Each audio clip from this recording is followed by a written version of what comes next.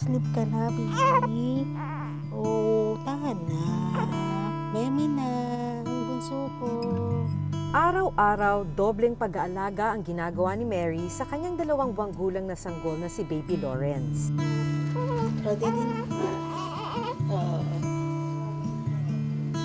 Maselan kasi ang kondisyon ng bata dahil ipinanganak siya na premature o kulang sa buwan. Ang sabi po sa akin ng doktor, maaari po siyang kabitan ng oxygen kasi hirap pa po siyang huminga kasi 7 months lang po siya. Pero may isa pa raw pinangangambahan si Mary para kay Baby Lawrence. Hindi ko po ni-expect na ganito po yung mata niya para po may napansin po akong mga puti. Si Baby Lawrence kasi nakakikitaan ng mga senyales ng pagkabulag. Pero isang paraan ang ginagawa ni Mary para isalba ang paningin ng anak.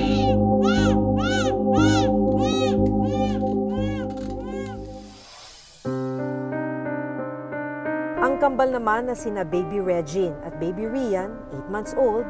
May bisita pala yung mga baby na yan. May bisita pala yan. Ha?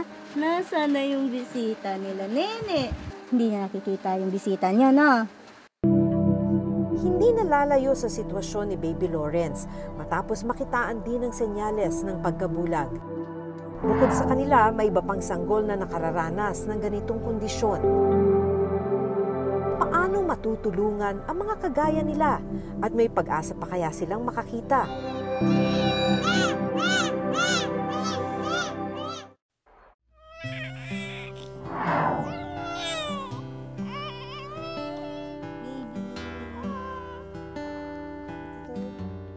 Maingat ang bawat haplos ni Mary sa bunsong anak na si Baby Lawrence, 2 buwang gulang. Ganito pong oras binibihisan ko po siya. Pinapadede. Lagi po siyang tulog sa araw. Pagdating po ng gabi, gising naman po siya. Kapansin-pansing maliit si Baby Lawrence. Pinanganak kasi siyang premature o kulang sa buwan. Ang sabi po sa akin ng doktor, maaari po siyang kabitan ng oxygen kasi hirap pa po siyang huminga. Parang hindi pa po nade-develop yung months niya kasi 7 months lang po siya. Kwento ni Nanay Mary, bago pa makalabas si Baby Lawrence sa ospital, may ipinagtapat sa kanya ang doktor tungkol sa kondisyon ng anak. Sinabihan po ako na pat-check up mo po yung mata niya, baka magkaroon ng diferensya. Agad ipinakonsulta ni Mary si Baby Lawrence sa espesyalista. Dito na niya nalaman na may stage 3 retinopathy of prematurity o ROP si Baby Lawrence. Isang kondisyon kung saan nagkakaroon ng posibilidad na mawala ng paningin o mabulag ang mga premature baby o sanggol na kulang sa buwan. Lahat ng batang pinanganak na premature, pwedeng suspect. Pero yung mga pinanganak ng below 1.5 kilos at saka yung mga batang ipinanganak ng less than 32 weeks, mas prone sila na magkaroon ng ROP. Pero magastos at hindi magiging madali ang pagpapagamot kay Baby Lawrence. Kinakailangan niya kasing dumaan sa 3 laser treatment na nagkakahalaga ng 47,000 pesos kada session. Kasi yung pera malaki. Opo, kasi yung malaking pera po, wala po akong pagkukuha dahil helper lang po ang asawa ko. Sabi sa akin ng doktor, mahawa daw po yung isang mata niya, maaaring mabulag, maapektuhan po. Kung hindi po kayo sinabihan ng pediatrician, alam nyo kaya na kailangan ng ROP screening ng baby nyo? Hindi po. Siguro baka po mabulag yung anak ko. Mabuti na lang daw at may libreng laser treatment sa Philippine General Hospital o PGH na makakatulong kay Baby Lawrence. Paano po kung walang libre na laser para sa mata ni Lawrence? Ano po kaya mangyayari? Kasi nga po mabubulag daw po yung kabila, magkakahawa na po. Tsaka yung mga ugat niya, nakalihis po.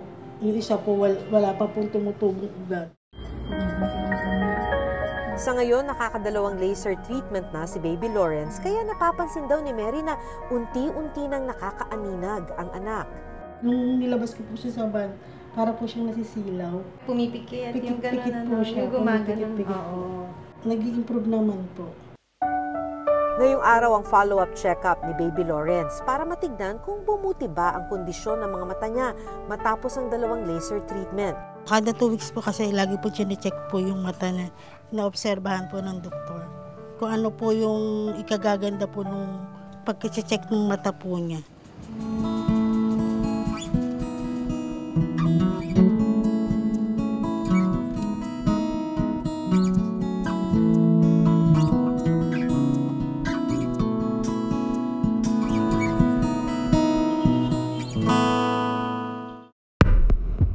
Tiningnan agad ng espesyalista si Baby Lawrence. Isang magandang balita ang sinabi ng doktor kay Mary. Malaki yung chance niya, no, na magkaroon ng paningin sa hinaharap. Good news po talaga yung naging resulta ng ating pag-treat ng mata ni baby na may ROP. Natutuwa po ako sa sinabi mo. Magandang balita po. Kahit pa paano po naging okay po siya.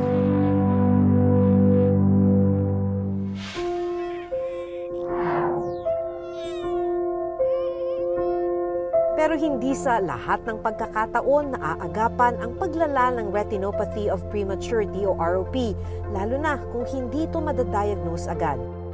Natawa man po sila pero kailangan mo lang kilitiin. Kung kinakausap mo eye-to-eye contact, hindi po sila nakakapokus. Pag narinig nila yung boses ko, titigil yan. Pag hinahawakan yung kamay, na.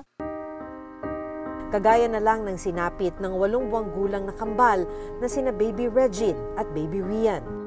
Ito po yung may white na na napansin ko pong tumubo na siya. Kaya nagbahala na po kami na ipa-check up sila. Ayan po, nagiging white na po siya.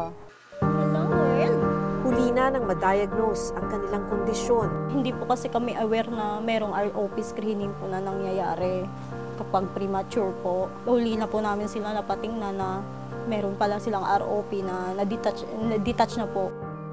Aabot daw kasi ng 3,500 pesos kada isang sanggol ang kinakailangan para sa screening.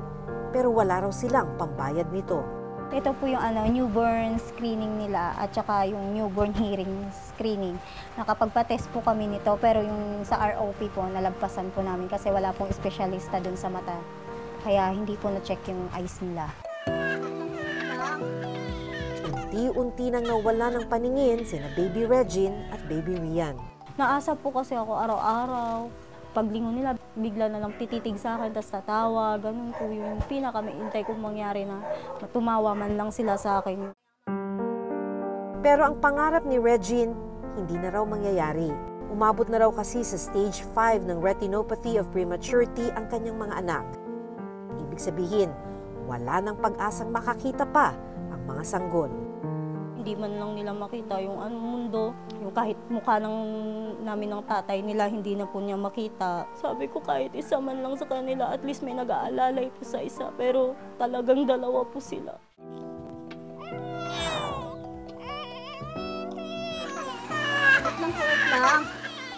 Unti-unti nang nawala ng paningin sina Baby Regine at Baby Rian. Dahil sa kondisyon ng mga anak, mas lalo raw tumindi ang pag-aalaga niya sa kambal. Hindi man siya nakikita ni na Baby Regine at Baby Rian, alam niyang naiintindihan nila ang bawat kinikilos ng ina. Ganito po, pag kinakausap ko po sila, hindi po sila nakakatitig sa akin. Tapos naririnig lang po nila yung boses ko. Parang hindi po sila natawa. Kaya ganito po, pag nilalaro ko lang sila, natawa po sila pag ginaganon-ganon ko yan. Hello! Hello, Nini! Nasaan po yung boses, ha? Masakit man para kay Regine ang sinapit ng mga anak, hindi raw siya susuko para habang buhay na magsilbing mga mata ni na Baby Regine at Baby Rian. Oo, hanggang sa pagtanda nila. Kaya ang lagi kong pinagdarasal, nabigyan lang ako ni Lord ng malakas na pangangatawan. Ayon kay Dr. Darby Santiago ng Retinopathy of Prematurity Working Group, may iwasan sana ang tuluyang pagkabulag ng mga sanggol na merong ROP kung masusuri sila kaagad pagkasilang. Pero ang problema, kulang tayo sa mga libre at abot-kayang pasilidad. At kailangan talaga po na mas paigtingin pa natin ang pag-screen ng mga bata na pinanganak ng premature. Kailangan po natin ng facilities para mag-treat. Hindi na namin hinihiling na bawat ospital ang magkaroon. Kahit bawat region sana ay may kapasidad na mag-treat. Sa buong Pilipinas, 66 na ospital lang ang merong retinopathy of prematurity screening.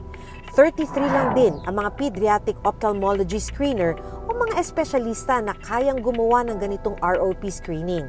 At ang isa pang problema, wala naman talagang batas na specific sa ROP or retinopathy of prematurity at saka kahit nga sa prematurity mismo. Ang pinakamalapit na siguro ay yung ating PhilHealth package, yung Z package for preterms and small newborns. Ang problema natin sa Z package, limited lang siya sa mga charity cases.